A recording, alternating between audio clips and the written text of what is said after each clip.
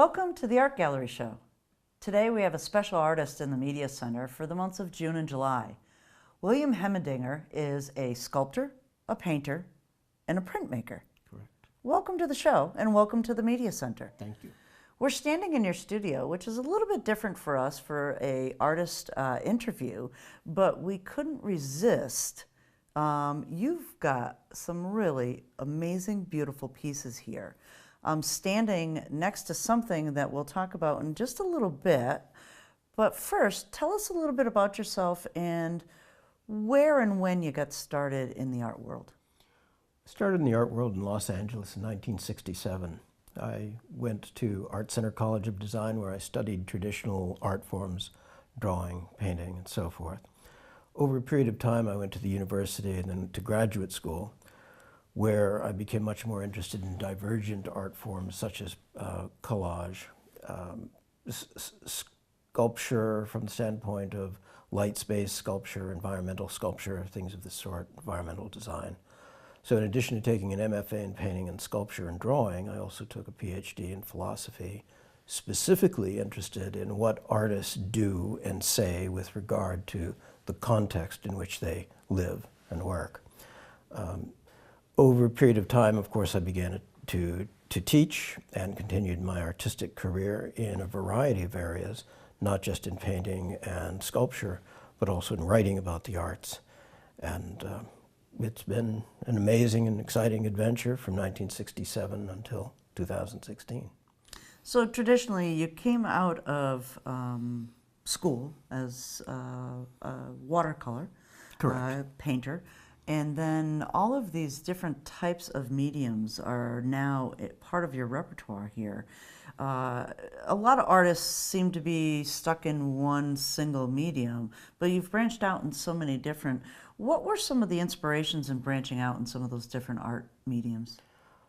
In one sense, the inspiration is the realization that when you become an artist, you go through the narrow end of a funnel, and it expands in all directions simultaneously. The floor falls away, the roof falls away, the sidewalls fall away, and your area of inquiry gets increasingly larger with every moment that you exist in this state. For me, my interest in painting evolved into sculpture, my interest in sculpture evolved into ceramics, my interest in ceramics brought me to printmaking, photography brought me interest in other things.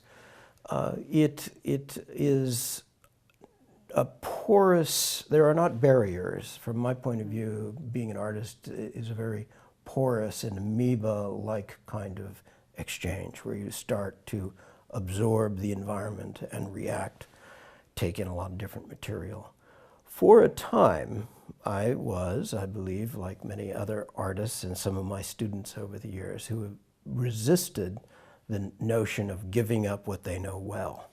But you ultimately reach a stage where you want to experiment with other materials, and I surely did and do constantly. It's part of my whole process, the living and breathing part of creativity, to look at something and try to figure out how to transform it, use it, build something around it. The sculpture behind me, assemblage, I've heard you use that word today with collage. The Duxbury Merchant, which is going to be on exhibit at the Cape Cod Art Museum, I believe July 7th is going to be the date that you'll be there? July 7th through August 28th, the Duxbury Merchant. Tell us a little bit about this piece, because there's a lot of different things on here. And the stories that you've told us before we were on air, really, this has been a work of yours for many, many years. I began the Duxbury Merchant in 2004. The process was largely taking my thinking with regard to paper collage. The sails are, in fact, paper collage that are then quilted. And then as they became quilts or quilted paintings, shall we say, and collaged, I began to think about sewing such things as coins, stones, a wide variety of objects to the sails. I had also been making a series of ship models based on an earlier series of assemblage structures that were based on my experiences shellfishing here in the Northeast. The Katuitt tide balls were the spherical objects that had shells, wood, detritus from the beaches on them. And then I went to making the small pond boats, which were roughly 48 inches. They were covered with shells, but they also had a kind of analog, a kind of story about the work or on the work where it would appear as though that was a murder mystery, something that was suggested, something might have happened. I had finished this series, but I guess I wasn't quite finished with it, because in 2004, after finishing the final of that group, they were known as the Lost Ships, it occurred to me that I'd like to make one more. And that was the Duxbury Merchant. It is the largest of the group. It's 13 feet long by 9.5 feet high. It has a full sail plan of the typical clipper ship, plus some visions of what a ship might not have. Right. The ship depicts a cargo-carrying, voyaging ship bound for India and then back to the Northeast. Some of the objects that you're using on this assemblage, is that the right word for it, are everyday objects, but when you look at them in context into the sculptor of the art here, they take on a different meaning. So you had, you pointed out it was a mosquito coil. Do you like that? I love that. But when I looked at it, I didn't know really that it was a mosquito coil. I looked at it and thought it was a line of rope on the ship. One of the things we do as artists is we engage in a kind of transformative vision. Your reality that you believe you see is that it's a mosquito coil. But when I changed its context and I put it on the deck of a ship model, suddenly you're seeing it in the context which you would expect it to be something else. That's a blank you're filling in as opposed to something I'm telling you. I put it there so you would be intrigued by its presence and the suggestion.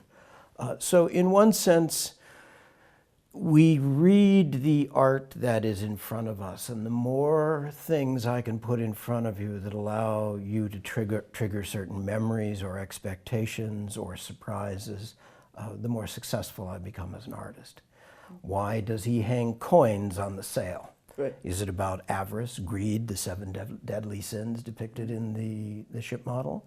Why are there things like mustard and spice bottles and drug vials and all manner of things attached to it? Are they telling a story? There are also saws and tools, hammers, things that historically might be considered an element of aggression, violence, things of that sort. That we all bring certain amount of meaning to it. I can assure you of one thing, though. The only reality here is that a hammer is still a hammer. You're right. Exactly. And the mosquito coil is still a mosquito coil. It's just that on the deck of the ship, with the other things, you create different, you as the viewer, take it to a different place. So this was a real family affair, too, because your kids would bring you treasures, basically, and a lot of them have ended up in your art. There are over 100,000 small objects on this, everything from mermaid's purse and seashells from Barnstable and Katuitt. There are mosquito coils and pieces of string and birds' nests and hairbrushes that were inherited from my grandparents, who uses a hairbrush like the ones they used. The entire project is built up around an aggregate or accumulation of a lot of different found and or collected objects. In one sense, the fact that it is an assemblage, it could have been painted. A picture of this could have been painted, but it would not be the same type of object. It had to be constructed out of old pencils and spice boxes and hairbrushes and things of that sort in order to achieve the effect that it has. There are things such as dried vegetables on this. I found that if you take after you eat grapes, and you take the stem the grapes come on, And if you cure those in the microwave, they become very rigid. And then you coat them with a little epoxy or glue. That they have a great sculptural element. And I would glue these on to build the base onto which I'd attach shells and things of that sort. The exciting thing was a spider discovered this, moved in, and for the longest time I had a resident spider on the ship. He may still be here. Oh, he may still be here. I'm not sure. That's fantastic. But yes, I like to use a wide range of things. As my friends around the world started seeing photographs of this online or in catalogs and publications, they said, "Oh, I've got something for you." And so friends started sending all manner of things. I've incorporated keys and signage and coins and all manner of things from everywhere on the globe. That's great.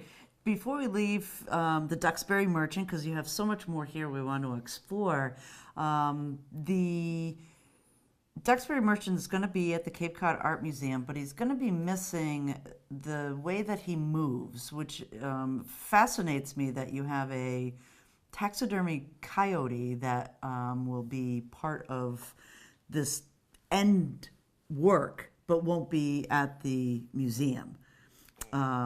Why a stiff coyote? Well, actually, I wanted a goat. You wanted a goat. But okay. I found that most farmers and others do not necessarily, it's hard to find a taxidermy goat. Right. But I was able to find out in Wyoming a coyote that had been harvested about 50 years ago. And he seemed to take the place. We've decided not to include him for a couple of reasons. He's down at a very low level, right, intended to be in the yoke of the cart that pulls the Duxbury Merchant. And I discovered that perhaps because of the nature of his grimace, he might just be a little too disarming for very young children. And so even though the piece invites young eyes, right, not hands, but right, young eyes to look at it, we felt that the coyote might just be pushing the youngsters a little too hard. Yeah. So he's staying home. He's going to stay home. But he is here if you'd like to get a look fantastic. at him. I think he's quite handsome myself. So a lot of the other art, your studios are just eye candy. Everywhere you look, there's something more that I want to focus my eye on. But you have your sales for the Duxbury Merchant, and then there's some other prints that are around your studio. Where are these prints coming from your mind's view? Were they early in your work, or are you still creating some of this work now, or are you focused more on the assemblage? That's a couple of questions. Sure, so yeah. I'll do the first one first. As we look back and we see some of these very large format prints, are you doing those currently? I'm no longer doing the large format prints. I did a series of the large format prints. They're from a group of paintings where I was trying in the, from about 2005 to about 2010 to create a lexicon of shapes and characters that took on the role of what previously in my work had been brush strokes or circles, X's, O's. I tried to create a group of characters who, similar to kabuki theater, the characters will come and go and appear and then disappear, or they'll appear in a different form, or they'll appear as a different character. So when you look, for example, there's the yellow boat. El Corazon is the heart shape. There is a circle, a lozenge, like Chinese jade lozenges, that comes and goes throughout the series of paintings and prints. There's grid patterns, there's a rhombohedron that comes and goes, there's a wide range of shapes that I try to bring into the work and then drop out periodically. The intention here with that group of paintings had been to replace what I'd previously been doing, which was Chinese and Japanese calligraphic marks on a surface.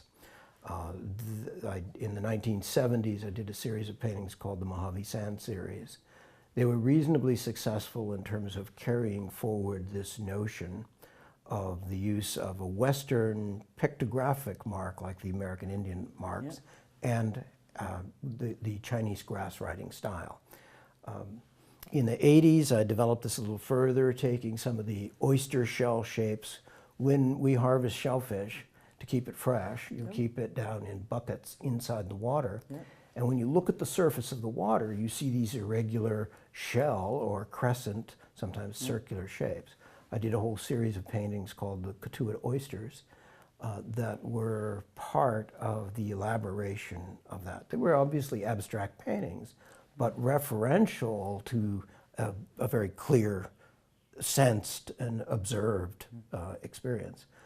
So ultimately I replaced those circles and obloids with the yellow boat, El Corazon and such. I've since departed from those. As an artist, I tend to work in series. I tend to think that artists have the capacity to put themselves in a prison where they think they have a style and they're going to stay with that style forever. Obviously, I've described to you that as an artist, we go through the narrow end of the funnel and things get more interesting and more available to us as we go along. And so consequently, in my work, I've gone through successive series, bodies of work that pretty much define half decades or sometimes full decades. The unifying factor that runs through all of it is that the same artist, the same mind, is intrigued by a lot of the same problems, but deploying my skill set differently with each new set of challenges I take on. So from that standpoint, the artworks are all very similar. The Duxbury Merchant treats a lot of the same themes that my paintings of the 1970s treated. My collages of the 1980s have a unique similarity to sculptural works that I did in the 1990s. It's all part and parcel of the same evolution. That's great. You answered all those questions, by the way. Did I answer any of your questions? You answered them all. And it kind of leads me to some of the art that I've seen here today that fascinates me, because you're working in bronze as well with the Katuitt tide balls. I'm going to take a walk over to another area of your studio and let's take a look at those. Sure. This is a blood arc, jingle shells across the entire surface.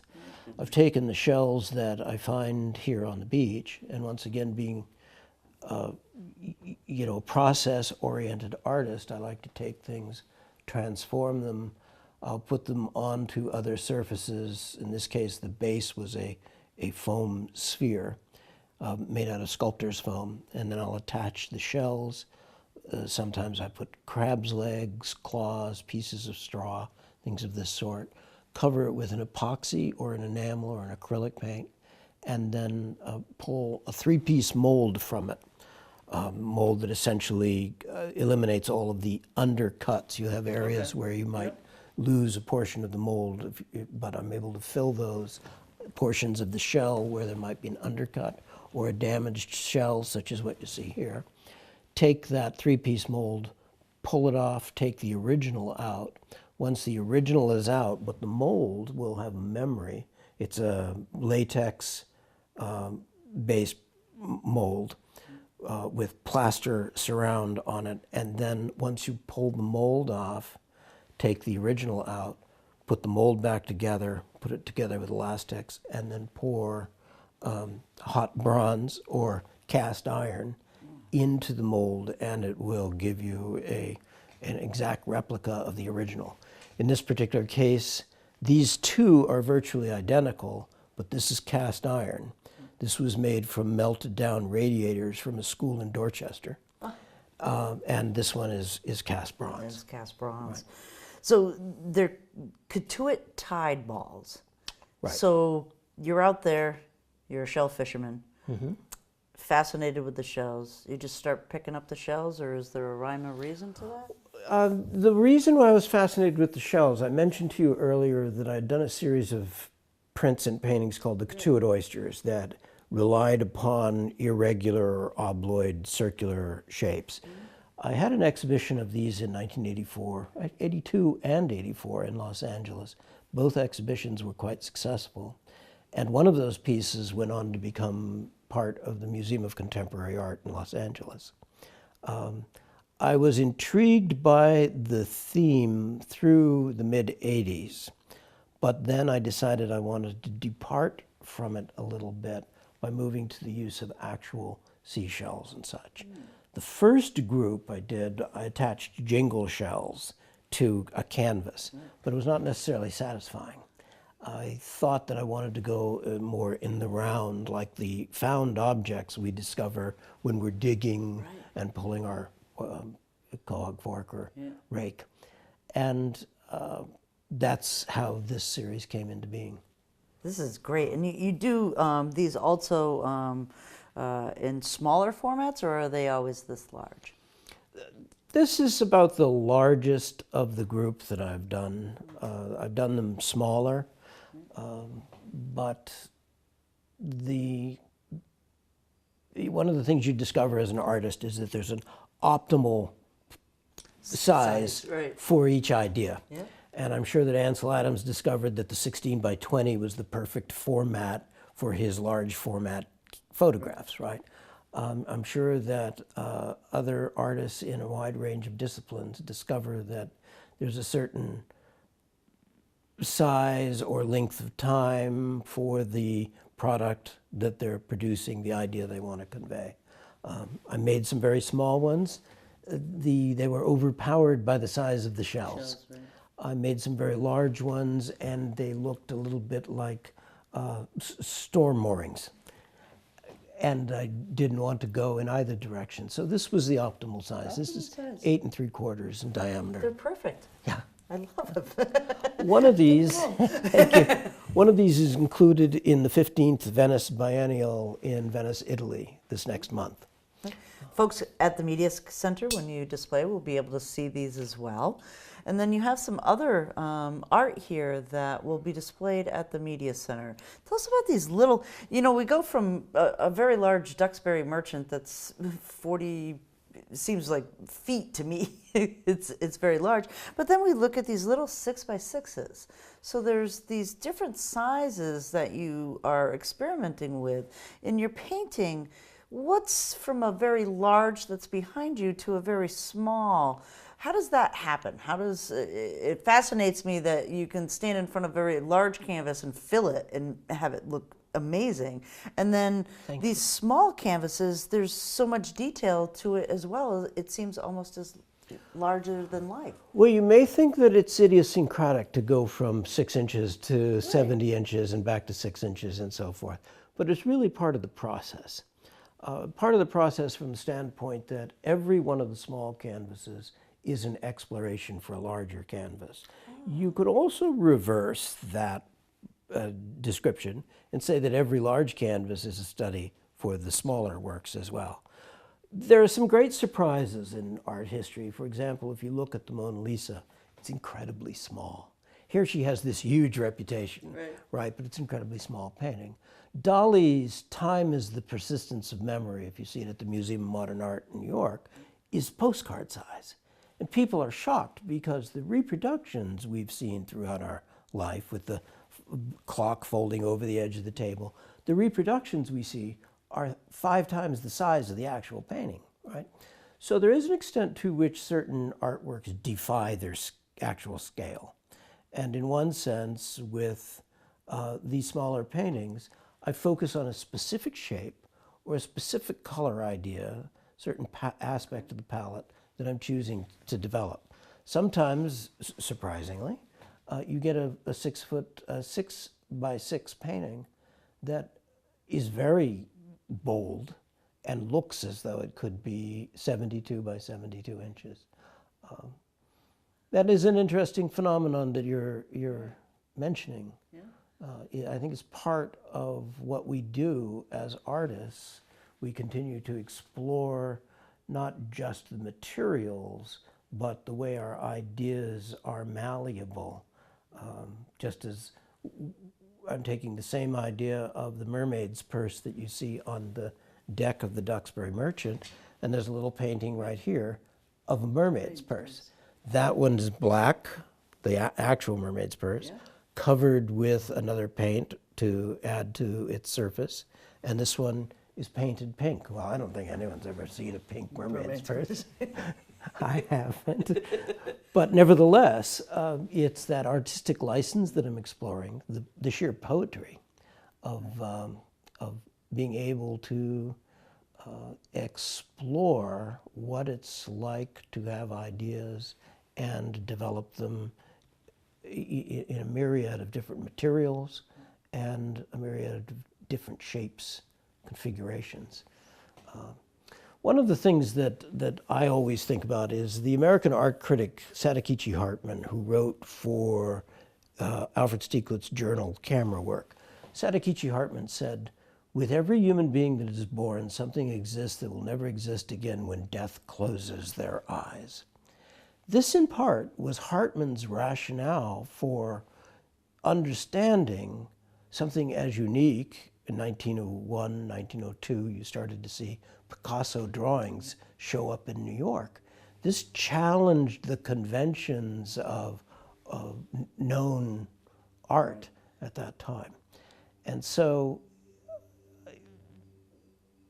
as a teacher, I've always encouraged my students to explore those unique properties that are theirs and theirs alone, and also try to contextualize them from the standpoint of figure out where they fit into the experiences and the vernacular of ideas that other people around them have. We're not dissimilar, but we're also quite unique.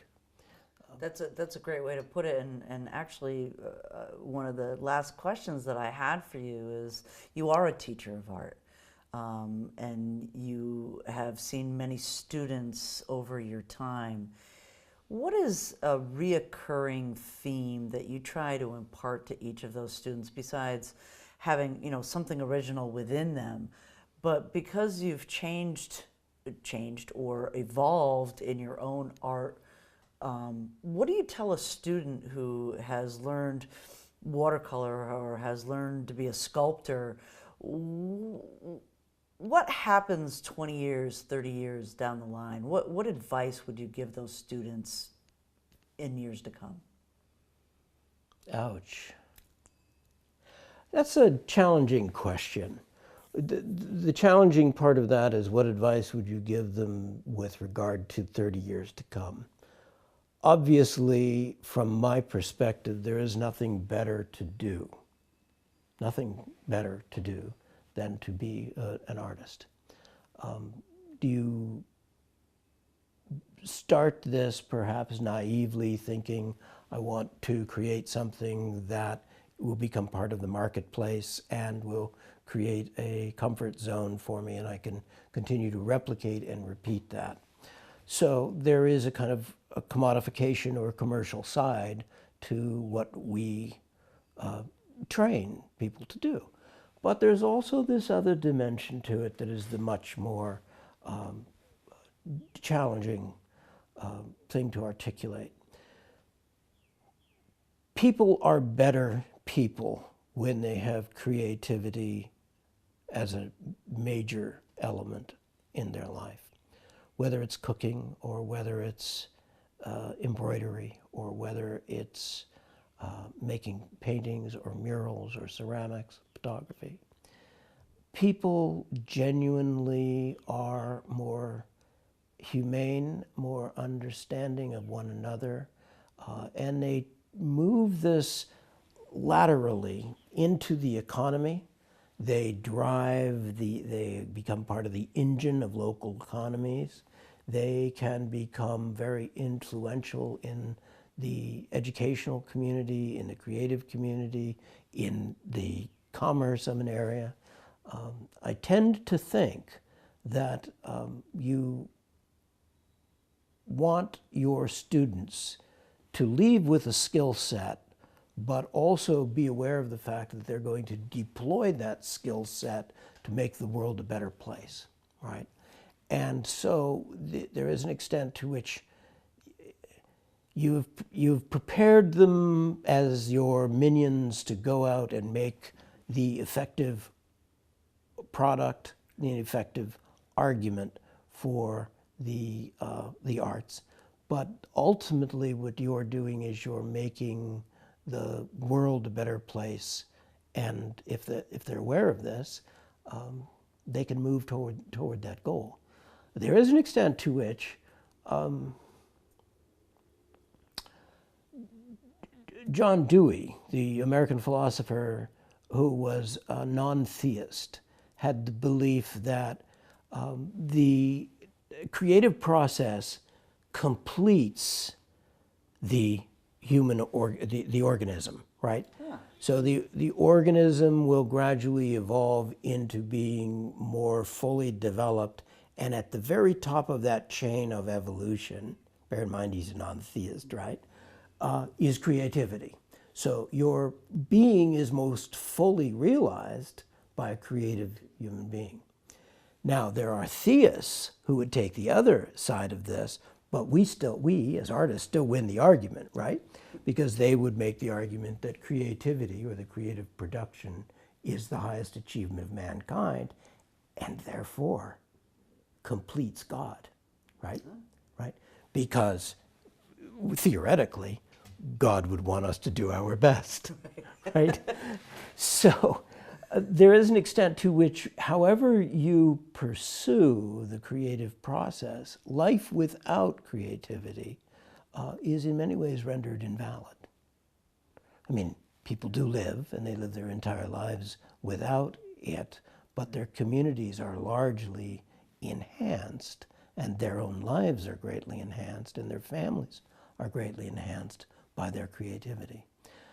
The best examples you can find of this, for example, I lived for many years in Los Angeles, and over a period of time we have seen the art community in Los Angeles grow exponentially. You have 5 of the greatest art museums in the world now operating there, huge art colonies, and Los Angeles is a much better place in 2016 than it was when I started there in 1967. Unfortunately, some of these creative colonies, for a variety of reasons, can go into decline. And we've seen arts colonies gradually dissolve, partially because artists can no longer afford to live in certain neighborhoods. Well, we've seen that ebb and flow as well in our own Provincetown. Where we had a renaissance per se in the 40s and 50s of artists down there, and then it ebbed down into the 70s and 80s, and it's on a resurgence again. Part of it is the affordability of living in Provincetown. There's no housing there, so having to live there and create your art is a little bit more problematic than it was years ago. Your whole studio here, folks at the Media Center are going to have a chance to see your art, to experience it.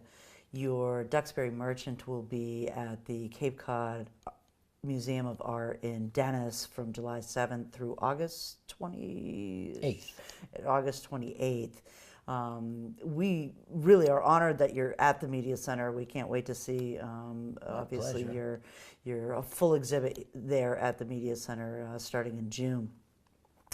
I'm going to close the show asking, is there something new in the horizon for you that you're going to explore in the next year or so? Oh. I know, 2 hard questions in a row. I'm sorry. Well, wow, that's a swell question. Yeah. Something new on the horizon. Well, without being macabre, I'm 64 years of age. There is, something new on the horizon, okay. But hopefully not soon. Okay.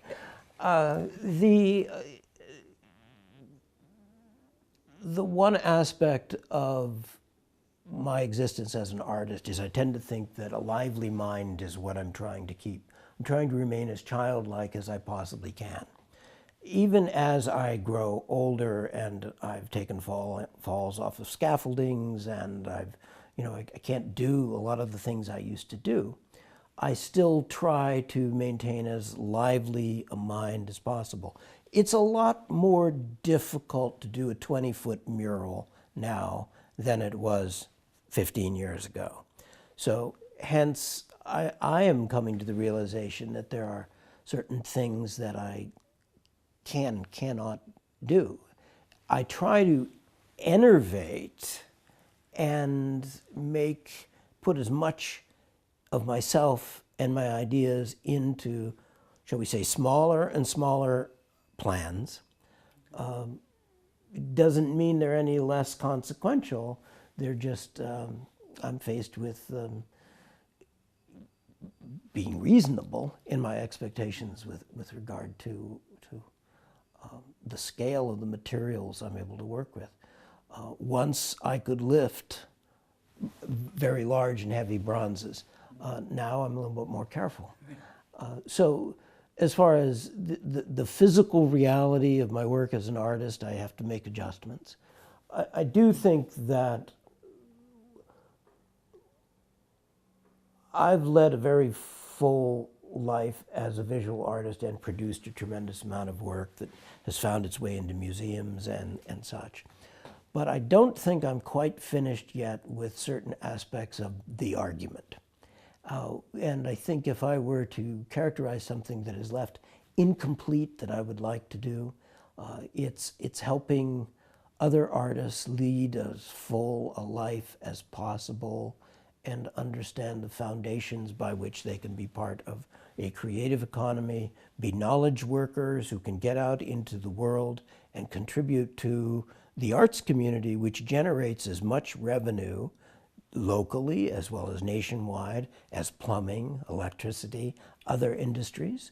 And by making the argument to help validate young students coming out of college feeling confident that having been an art major was a good decision, I would like to be able to contribute to that in the next 20 years. That's fantastic. I love that. Well, thank you.